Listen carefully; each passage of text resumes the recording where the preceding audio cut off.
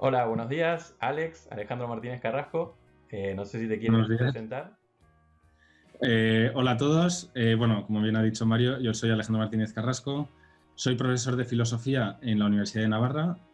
Eh, Doy clases siempre de filosofía, también a veces a facultades diferentes. O sea, estoy acostumbrado a públicos diferentes, a hablar de temas variados. Doy mucho clase estos últimos años en un grado nuevo que es el de PPI, Filosofía Política y Economía. Y además, quizá los de segundo bachillerato me podáis conocer, además coordino la Olimpiada de Filosofía de Navarra, y también para los que no la conozcáis, os animo a participar, también, especialmente los de primero de bachillerato, que además del Colegio del Redín hay algunos premios importantes de los últimos años, y que la Olimpiada de Filosofía básicamente consiste en distintas modalidades, hacer un ensayo sobre el tema de cada año o una versión más de una fotografía filosófica, y es una experiencia buenísima para pensar, reflexionar con libertad, con espontaneidad sobre temas interesantes, y es una experiencia muy buena de qué es pensar y de qué es la filosofía en ejercicio, ¿no? Que eso es lo interesante. Pues muy bien, Alex. Hoy vamos a tratar de ver, aprovechando tu tiempo y que eres experto en filosofía moderna, un poco de Friedrich Nietzsche. Y vamos a dar por hecho, ya los alumnos han tenido una introducción al autor y vamos hoy a hilar más fino en algunos conceptos que querías desarrollar. Muy bien, entonces, Friedrich Nietzsche, que es un autor muy interesante, que tiene una vida también realmente interesante y que su filosofía y su vida están muy interrelacionadas. Como quizás sepáis, él tenía una enfermedad que le imposibilitaba trabajar, leer y escribir durante mucho tiempo seguido. Por eso sus libros muchas veces son breves párrafos, estilo aforístico, no son grandes argumentos hilados. La lógica a él le daba un poco igual, y sobre todo es muy brillante como escritor. Si habéis leído alguna vez, que posiblemente muchos lo habéis leído, una de sus peculiaridades es que escribía el alemán con gramática francesa, y por eso escribe tan bien, ¿no? Frases breves, expresivas. También él era filólogo y era un gran poeta, y eso se nota. Para entender muchas cosas de Nietzsche hay que entender que no es peculiar, no es exclusivo de él, sino también es la época. Hay que entender la noción de vida que este autor tiene en la cabeza. Él habla muchísimo de la vida, vitalidad, fuerza vital, crecimiento vital.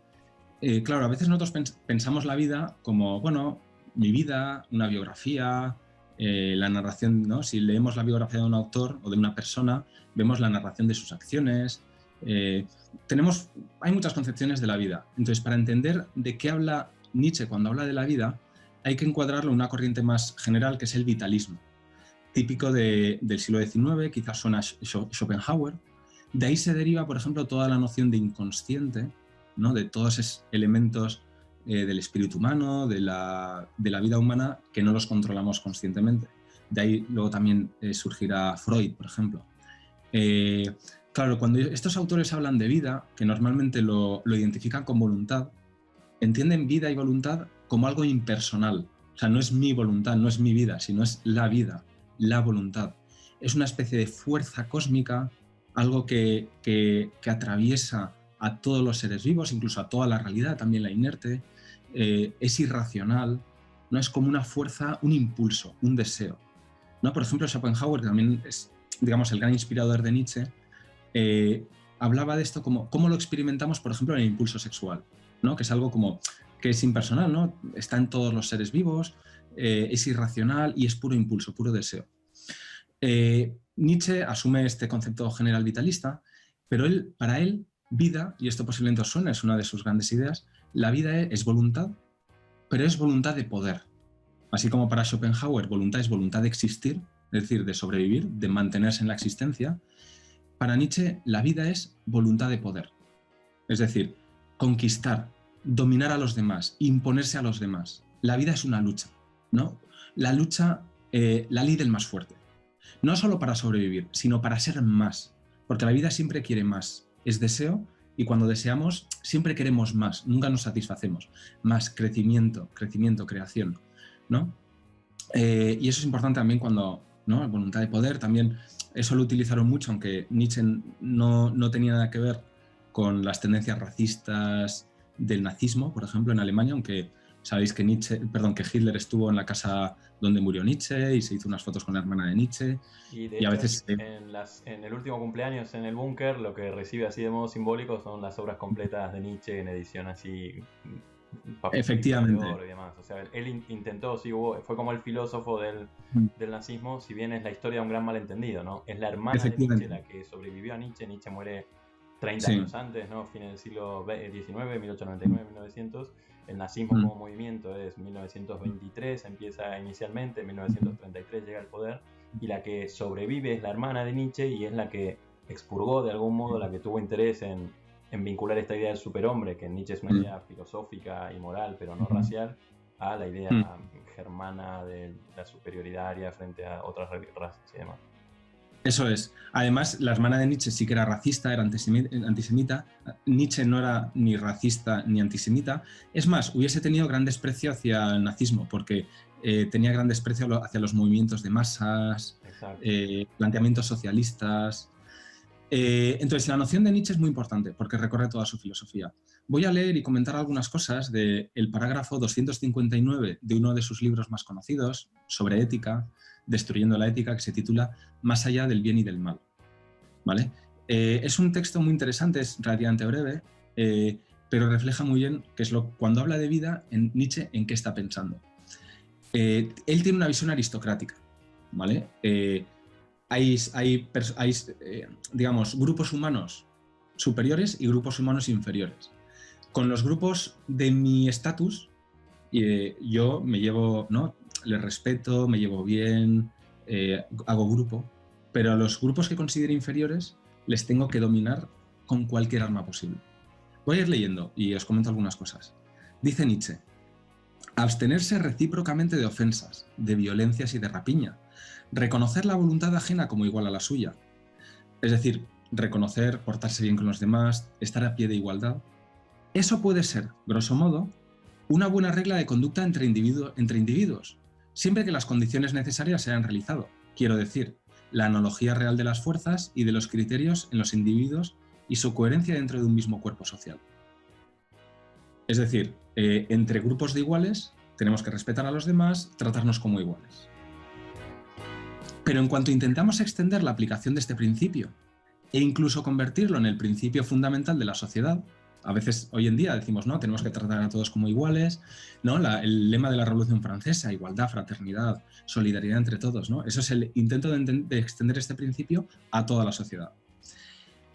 Pero en cuanto intentamos extender la aplicación de este principio e incluso convertirlo en el principio fundamental de la sociedad, se revelará como lo que es la negación de la vida, un principio de disolución y de decadencia.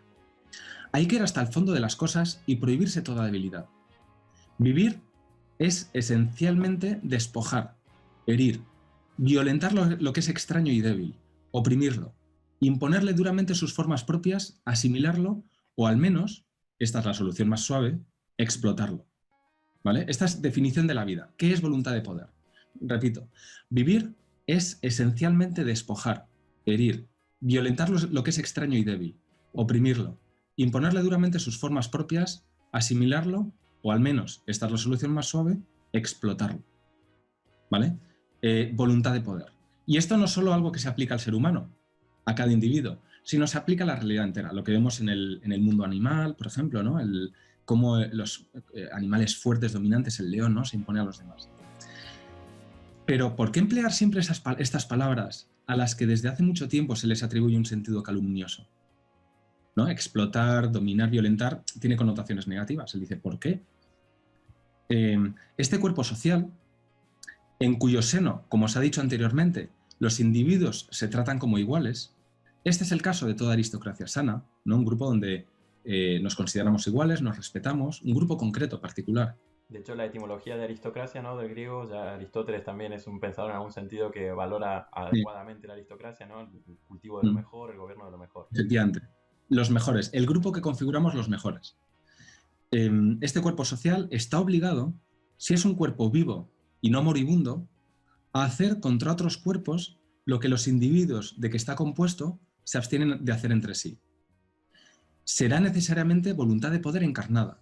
Deseará crecer y extenderse, acaparar, conquistar la preponderancia, no por yo no sé qué razones morales o inmorales, sino porque vive, y porque la vida, precisamente, es voluntad de poder. Es decir, imaginaos, somos un pequeño grupo de aristócratas, ¿no? Pensad, él piensa mucho a veces en tribus bárbaras, sajonas, o por ejemplo los mongoles de Genghis Khan, los hunos de Atila, ¿no? Un pequeño grupo de guerreros fuertes, conquistadores, de vitalidad física extraordinaria, ¿no? Somos un pequeño grupo de este grupo aristocrático. Entre nosotros nos respetamos, nos tratamos como iguales, pero lo que hacemos con nosotros no lo podemos hacer con los demás. A nosotros nos tratamos como iguales, a los demás les queremos dominar, explotar, imponernos a ellos. Dice, ¿por qué? No porque sea bueno o malo, o conveniente o inconveniente, o los valores de la cultura occidental nos lleven a ellos, sino porque la vida es voluntad de poder. O sea, es una necesidad casi diríamos física, biológica, vital. Por eso es más allá del bien y del mal, porque esto es el punto de partida fundamental de la realidad.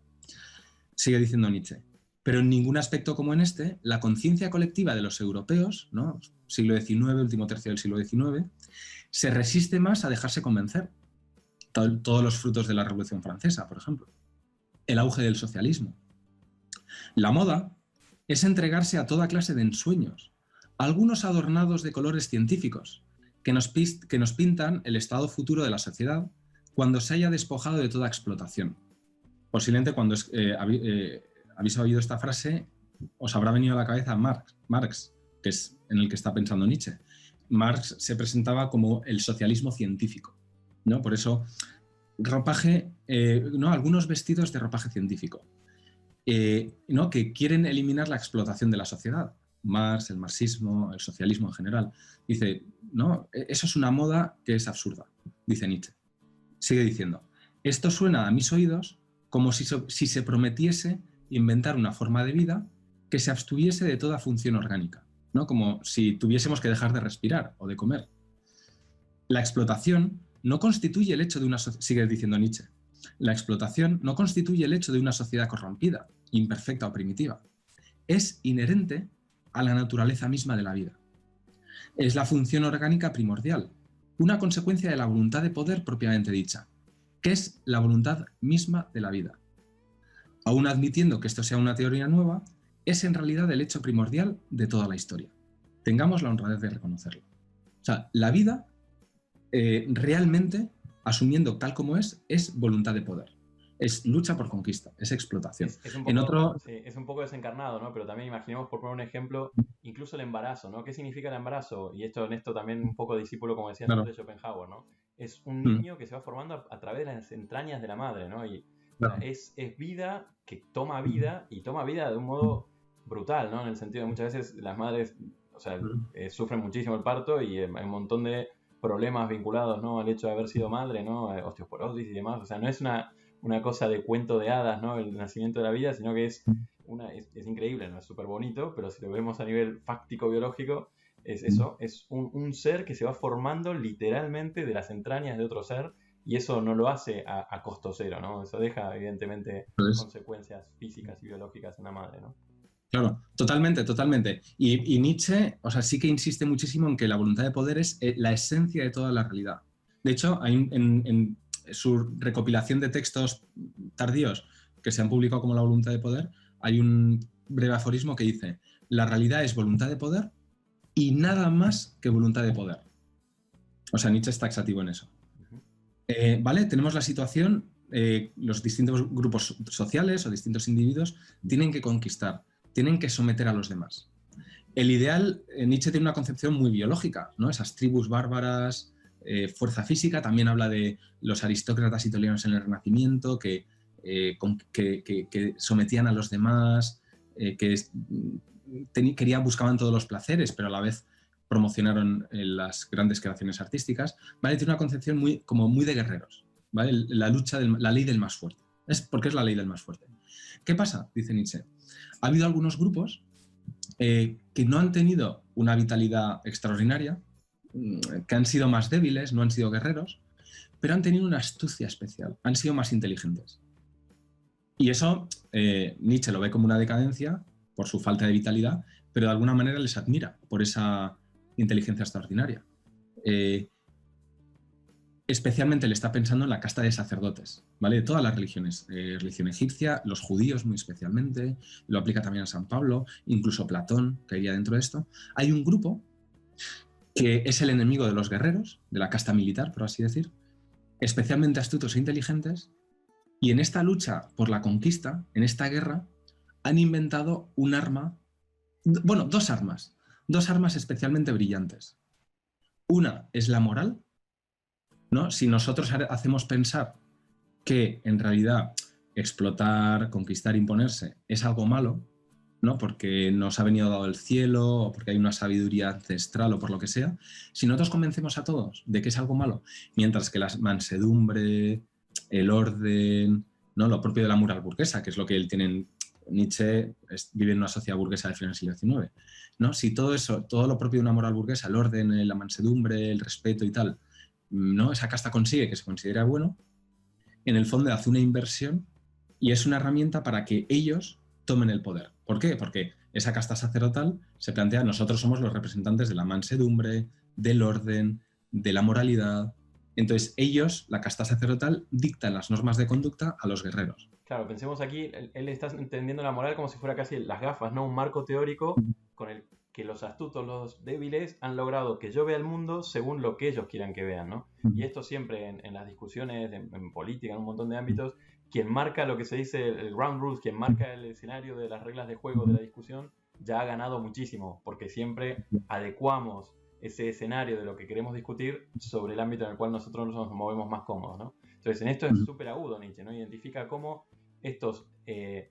claro, por eso le gusta tanto la guerra, ¿no? Los momentos así de combate expansivos, porque ahí se demuestra realmente el que vale más. ¿Vieron las típicas películas donde el soldado que tal vez no tiene el rango, pero ha demostrado en batalla el valor y demás, es el que tiene la autoridad real, ¿no? Y tal vez el que sale de la escuela militar y tiene la autoridad formal no es respetado en el combate, ¿no? Es como que en la trinchera se ve la realidad de la vida, mientras que los débiles nos hemos apañado para generar la realidad de la vida a través de unas gafas que nos sientan cómodos en nuestra debilidad sin que los demás se den cuenta, ¿no? Efectivamente. Sí, sobre todo hay que entender que la moral para Nietzsche es un arma de conquista. Claro. De los que no pueden conquistar por su fuerza, conquistan por la astucia, ¿no? Es una herramienta de conquista, es un arma.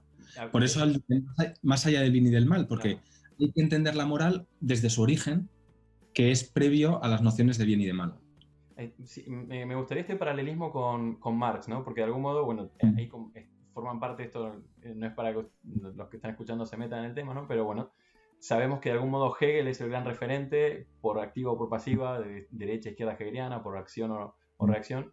Entonces, de algún modo, lo esencial de Hegel que traspasan estos dos autores es la dialéctica amo y esclavo, ¿no? Hay gente fuerte y hay gente débil, y me parece como súper interesante que los dos comparten ese marco común, pero identifican al malo de la película en distintos sitios, ¿no? Es como de algún modo la teoría de la explotación en Marx, el poderoso, el capitalista es el malo y el débil, el bueno es el trabajador, el proletario, el que está sufriendo.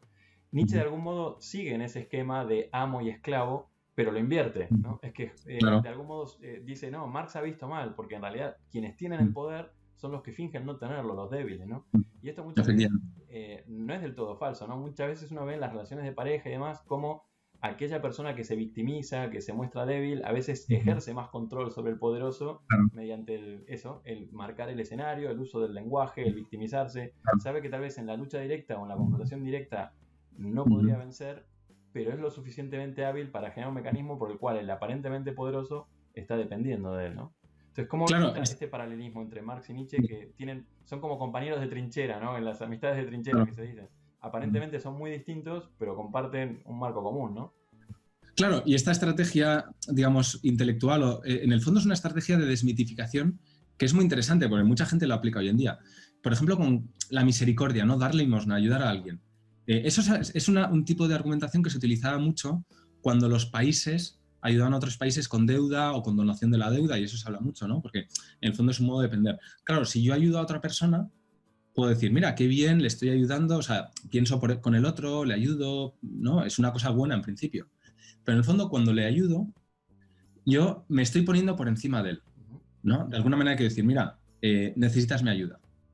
Y además, con su agradecimiento, de alguna manera, le estoy haciendo dependiente de mí.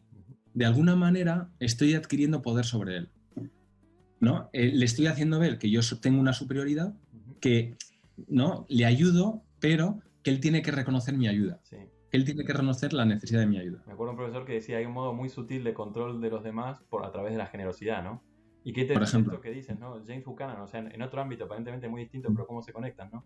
James Buchanan es un premio Nobel en economía, dentro de la economía es una línea que se llama la teoría de la elección pública, el public choice y demás, y trata de mostrar que, bueno, que los políticos cuando toman decisiones no lo hacen muy distinto de cualquier ciudadano y demás. Y identifican esto de las ayudas una cosa que es el dilema del samaritano, ¿no? ¿En qué consiste el dilema? En que si yo no ayudo, pareciera que hago mal, porque eso podría ayudar y sin embargo no lo estoy haciendo. Pero si yo ayudo, también de algún modo a veces encuentro que estoy haciendo mal, porque genera una relación de dependencia y esa persona que la primera vez que recibe una ayuda está súper agradecida y demás, después la relación de ayuda genera como una especie de lo que se dice cultura del entitlement o cultura de tengo derecho a, y si se prolonga en el tiempo, ¿no?, la persona ya se cree merecedora de la ayuda y entonces la otra persona no sabe qué hacer, ¿no? Porque ya si retira la ayuda parece que le está haciendo daño, pero de algún modo el seguir continuando con esta ayuda está generando lo que se dice incentivos perversos o modos de acción irresponsable por parte de quien recibe la ayuda, que tampoco le ayuda al benefactor, ¿no?, al beneficiado. Y al revés, porque a veces el que ayuda piensa que el ayudado tiene que hacerle caso en todo, tiene que... Y si a veces no acepta la ayuda o decide de modo distinto o quiere independizarse al cabo de un tiempo, se siente dolido y como qué poco agradecido, ¿no? Porque de alguna manera se sienten derechos sobre él. Es verdad. O sea, hay otro tema interesante, o sea, bueno, hay otra cuestión interesante, por ejemplo, Platón, ¿no? Suena, siglo V a.C., tiene un diálogo que es el Gorgias, sobre la retórica y sobre el poder político. Gorgias es el nombre de uno de los protagonistas del diálogo, ¿verdad? Siempre Platón hace eso es. Él hace un diálogo con tres personas, ¿vale? Uno es Gorgias, que es un sofista real, existió realmente, muy conocido, ¿no? Además es conocido por el título de 3 libros, ¿no? Nada existe, si algo existiera no lo podríamos conocer, si algo pudiésemos conocer no lo podríamos decir, ¿vale? O sea, la mayoría de los interlocutores de Sócrates en los diálogos de Platón son personajes existentes. Hay otro personaje en ese diálogo que es Polo, que también sigue, pero hay un tercer personaje muy interesante porque es ficticio, no es un personaje real. Y además es muy interesante porque es Nietzsche. O sea, siglo V a.C., pero hay un personaje que se inventa Platón, por eso Nietzsche le admira tanto, porque se inventó a Calicles, que en el fondo decía lo mismo que Nietzsche. Un personaje ficticio que mantiene la misma postura que Nietzsche. La ley del más fuerte, tienen que imponerse, la ley y la moral son un invento de los débiles para imponerse y tal. Entonces Sócrates le hace una objeción que me parece muy interesante. Es, bueno, pero si estos que inventan la ley y la moral consiguen imponerse sobre los mejores, entonces es que son más fuertes que los mejores, ¿no? Según esta teoría, si los mejores son los que se imponen, si estos han impuesto es que son mejores, ¿no? El Icles se queda bloqueado. También es interesante. Paréntesis, qué paradójico que tal cual, una de las últimas conversaciones de Hitler en el búnker es la misma lógica, ¿no? Que termina siendo al mismo tiempo brutal, ¿no? Él termina reconociendo, bueno, estos que creía que eran la raza inferior están aquí a las puertas de Berlín. O sea, en ningún momento muestra autocrítica. Dice, bueno, la consecuencia lógica es, en la lucha racial, ellos han sido mejores que nosotros, ¿no? Y termina, es patético porque es patológico total, ¿no? Cero expresión de culpa o arrepentimiento, sino que saca la fuerza, el argumento lógico brutal del hecho de que, bueno, si han vencido es que son mejores que nosotros, el pueblo alemán no merece vivir. Sí, es seguir con la misma lógica. Lo que pasa es que en el fondo invertir los actores, por así decir. Luego, claro, para Nietzsche la moral es una de las herramientas. Hay otra herramienta muy interesante, también que surge por estos astutos inteligentes, que es el lenguaje. Que lo que decía Mar hace un momento, ¿no? Cómo nombres las cosas y cómo plantees los problemas ya te da una ventaja de entrada. El lenguaje, en el fondo, no describe la realidad, porque no hay esa idea de verdad, no adecuación a la realidad. Nietzsche tiene una concepción de la verdad a veces un poco más profunda, porque también habla de una verdad terrible, mirar la realidad cara a cara, pero bueno, la verdad del futuro filósofo. Pero la verdad, tal como la entendemos en la vida, en el día a día, para él es una pura ficción. Pero es una ficción útil. ¿Por qué? Porque nos permite dominar a los demás. O sea, es una herramienta más. El lenguaje, la razón, lo que llamamos la razón, la idea de verdad, son ficciones. Lo que hacemos con el lenguaje son ficciones que siempre sirven para dominar, que tienen el objetivo siempre de dominar a los demás. Son armas de conducta. Eso lo explica muy bien, lo expresa muy bien en un ensayo muy breve, muy brillante, porque él escribía de un modo muy brillante, que se titula Sobre verdad y mentira en sentido extramoral. Y que tiene mucho que ver con lo que hoy hablamos, que entendemos por posverdad, ¿no? El poder de las fake news. De hecho, la noción actual de posverdad, que posiblemente os suene, que hace unos años Oxford la definió como la palabra del año. Sí, 2014 o 2015 fue Sí, la palabra del año. Sí, entonces la noción de posverdad está en este ensayo de Nietzsche, de sobre verdad y mentira en sentido extramoral. Os voy a leer un par de frases porque me parece que dice, el intelecto, como un medio para la conservación del individuo, en el fondo para expandirse, la voluntad de poder, porque la inteligencia es solo utilitaria, ¿vale? No tiene un efecto de alcanzar la verdad. El intelecto desarrolla sus fuerzas capitales en la ficción, pues esta es el medio por el cual se conservan los individuos más débiles y menos robustos, los astutos, ¿no? Buscan otro medio, no pueden sobrevivir por la fuerza, sobreviven por la ficción. Es el medio por el cual se conservan los individuos más débiles y menos robustos, como aquellos a los que no se les ha concedido entablar la lucha por la existencia con cuernos o con la afilada dentadura de los animales carniceros. Este arte de la ficción llega a su cima en el ser humano. Aquí, el engaño, la adulación, la mentira y el fraude, las habladurías, la hipocresía, el vivir de lustres heredados, el enmascaramiento, el convencionalismo encubridor, el teatro ante los demás y ante uno mismo, en una palabra, el revoloteo incesante en torno a la llama de la vanidad, es hasta tal punto la regla y la ley que casi no hay nada más inconcebible que el modo en el que haya podido introducirse entre los hombres un impulso sincero y puro hacia la verdad. ¿Vale? O sea, a veces pensamos que el lenguaje, lo que expresamos, en el fondo busca la verdad, ¿no? La sinceridad, expresarlas como... Dice Nietzsche, pero esa idea es tan peregrina, es tan absurda. O sea, ¿de dónde ha salido esa idea en el ser humano? Si lo que nos mueve es la hipocresía, somos maestros del autoengaño, ¿no? Claro, la adulación es pura ficción, puro teatro.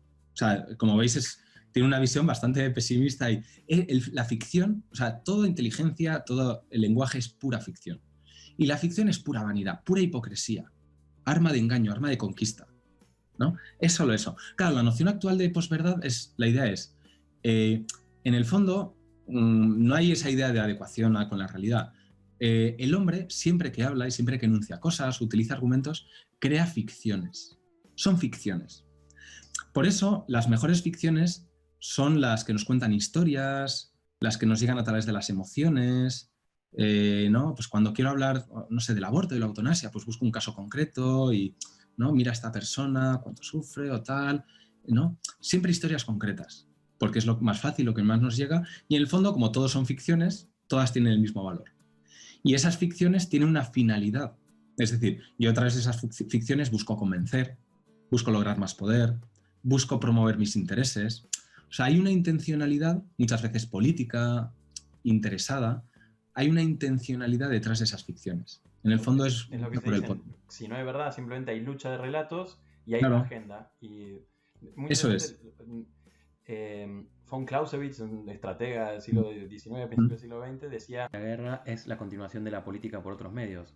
Y con eso hacía referencia a que en la guerra hay elementos de racionalidad, debe haber algunos criterios y convenciones, etc. Y Foucault, un pensador muy peculiar del siglo XX, da vuelta a esa frase y dice: en realidad la política es la continuación de la guerra por otros medios, ¿no? Es como diciendo, no, o sea, Nietzsche, ¿no? La situación la vida es lucha, la vida es conquista. Y creamos, eso es. Y también, bueno, Freud tiene un libro que es El malestar de la cultura, que es la misma idea, ¿no? De algún modo, toda esta sábana civilizatoria que nos hemos inventado es un recurso necesario, porque si no estaríamos luchando por la supervivencia de modo desencarnado, pero no es mucho mejor. Es un gran abanico represivo que no soluciona los conflictos. Claro, efectivamente, por eso hoy en día se habla tanto de fake news y se abundan tanto. Claro, el ser humano a lo largo de la historia siempre ha mentido y siempre ha engañado a los demás. O sea, eso desde el caballo de Troya hasta... O sea, eso es algo habitual. Sí. ¿Por qué hoy en día, como cosas originales, se habla tanto de las fake news? O sea, ¿por qué de repente la moda? Cuando es algo que... Porque ahora Claro, porque ahora lo que se busca con la mentira es distinto. Primero, ya no se considera mentira, se considera una herramienta en el combate como cualquier otra herramienta. Entonces, crear historias falsas o noticias falsas, en el fondo es lo mismo que intentar narrar los hechos tal como creemos que son. Porque en los dos casos son ficciones. Porque no hay Y en los dos solo casos, interpretaciones. claro, efectivamente. Y en los dos casos es una lucha por el poder. Da igual que en un caso intentemos contar la verdad y en otro caso sea totalmente falso. Da igual, es pura ficción por conseguir el poder. Por eso las fake news son una herramienta cada vez más frecuente y se utiliza cada vez más cínicamente, ¿no? Conscientemente. Son planteamientos nietzscheanos. Es interesante que... Es súper corrosivo, ¿no? Porque es como que te impide Claro, cualquier posibilidad de autocrítica, ¿no? Porque si tú estás realmente convencido de que lo único que hay son relatos, incluso que claro, venga una persona a decirte, no, mira, Mario, hay una sí, verdad que puede ser conocida independientemente de tus intereses y demás, tú lo miras como diciendo, bueno, es un relato más, ¿no? Entonces, es como que algo de eso que decías de más allá del bien y del mal hemos logrado, ¿no? De algún modo estamos en una especie de cultura post-nietzscheana donde también hemos logrado ponernos más allá de la verdad y la falsedad o de la verdad y el claro. error, que eso es la idea de post-verdad, ¿no? Claro, y hay un problema porque la sociedad se basa en la cooperación y la cooperación se basa en la confianza. Y la confianza se basa en que, hombre, no me están engañando continuamente, constantemente y de alguna manera me puedo entender con los demás. Ujú. Claro, la noción esta noción de posverdad, de todo es ficción, elimina de raíz realmente el fundamento de la confianza. Es decir, todos me quieren engañar, voy a engañar a los demás, ¿no? Desaparece la confianza, por lo tanto desaparece la cooperación. Te cargas la sociedad. Es interesante porque hay un autor muy de moda, israelí, es historiador, pero también tiene estudios de filosofía, y que posiblemente conozcáis, que es Noah Yuval Harari, Ujú. autor de 3 grandes libros, el de Sapiens, luego Homo Deus, y luego uno reciente que a mí me parece el más interesante, que es el de 21 lecciones para el siglo XXI, es el más breve. Entonces, él tiene la tesis de que él mantiene esta idea de ficciones, de posverdad, y él dice, mira, el ser humano lo que le caracteriza es que crea ficciones. O sea, es un animal más, él tiene un planteamiento muy biologicista, muy materialista, ¿no? Somos animales, puras sensaciones, pero dice, somos unos animales un poco peculiares, porque somos capaces de crear ficciones. ¿Y qué es lo que nos permiten las ficciones? Cooperar entre nosotros, hacer grandes proyectos, ¿no? Pues que si los pantanos en el Nilo, que si crear estados, ¿no? Primero cooperamos con un grupo de vecinos, un grupo de tribus, luego varias ciudades, luego un estado. Somos capaces de cooperar porque creamos ficciones, nos las creemos y eso nos ayuda a cooperar.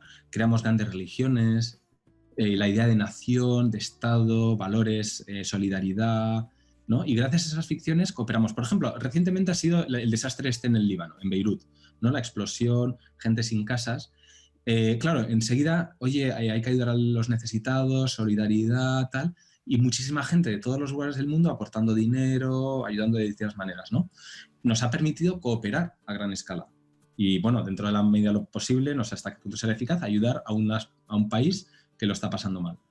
Pero lo que nos permite cooperar son puras ficciones.